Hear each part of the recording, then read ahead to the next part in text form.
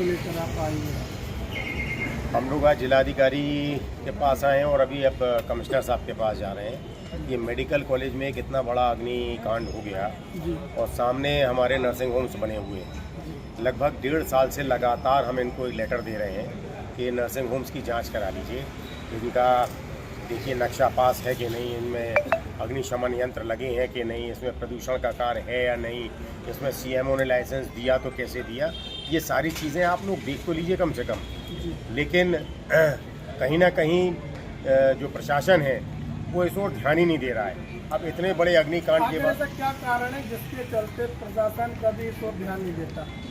3 चीज़ें होती हैं, या तो राजनीतिक दबाव है, जी या आर्थिक दबाव है, या व्यक्तिगत संबंध है। 3 के अलावा तो कुछ होता नहीं है। तो इसमें राजनीतिक दबाव भी हो सकता है और आर्थिक दबाव भी हो सकता है, क्योंकि व्यक्तिगत संबंध इनके इसलिए नहीं होंगे कि हमारे यहाँ किराएदार हैं, आज आए हैं 2 साल बाद चले जाएंगे, तो इनके व्यक्तिगत संबंध तो नहीं हो सकते। तो आर्थिक और राजनीतिक दबाव के तहत ये कार्य नहीं कर रहे हैं। लोग वहाँ महिलाएं वहाँ अपना मंगलसूत्र तक गिरवी रख लेती हैं, इतना महंगा इलाज है। जो डॉक्टर दवाई लिख देगा उसकी दवाई उसी नर्सिंग होम में मिलेगी, आप झांसी भर में घुमाओ कहीं नहीं मिलेगी, और वो भी जो प्रिंट रेट है उसी पे मिलेगी आपको, महंगी से महंगी दवाई मिलेगी। ये सब हमारे यहाँ हो रहा है। बुंदेलखंड ऐसे कुछ हॉस्पिटल चिन्हित किए हैं? सारे एक काय को चिन्हित करें, कोई ऐसा नर्सिंग होम आप बता दो जिसमें ये नहीं हो रहा हो। तो हमारा कहना ये है कि एक जो उत्तर प्रदेश सरकार ने जो सरकारी चिकित्सक हैं उनकी प्राइवेट प्रैक्टिस पे रोक लगा दी है। अब बिल धड़ल्ले से अपनी प्राइवेट प्रैक्टिस कर रहे हैं और 25% उनको नॉन प्रैक्टिसिंग अलाउंस मिल रहा है। तो हमारा कहना ये है, या तो उस पर रोक लगाओ आप, अगर रोक लगी है तो, या फिर वो उनसे जो 25% अलाउंस वो ले रहे हैं वो आप वापस लो।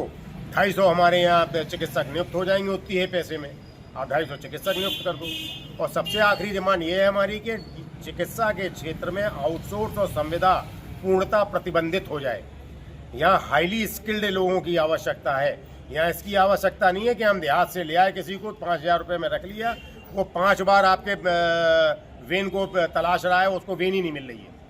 तो ये संभव ये प्रक्रिया अच्छी नहीं है। कौन सी दवा देना है, कौन सी दवा नहीं देना है, आप हाईली स्किल रखिए, इसको पूर्णतः प्रतिबंध करें।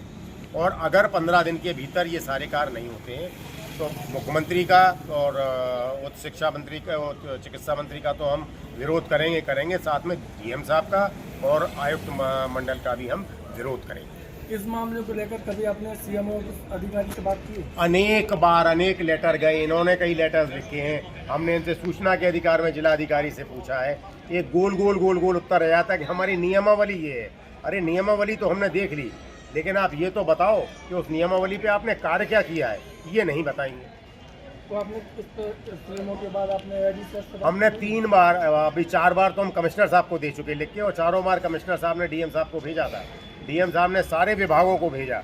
अब ये कार्रवाई क्यों नहीं हो रही, ये तो डीएम साहब जाने ना कि इसमें कौन सा प्रेशर उनके ऊपर कार्य कर रहा है, उनके या जो जांच करने वाले अधिकारी हैं जिनको वो जांच दे रहे हैं, इनके ऊपर कौन सा प्रेशर काम कर रहा है, ये तो वो बता पाएंगे।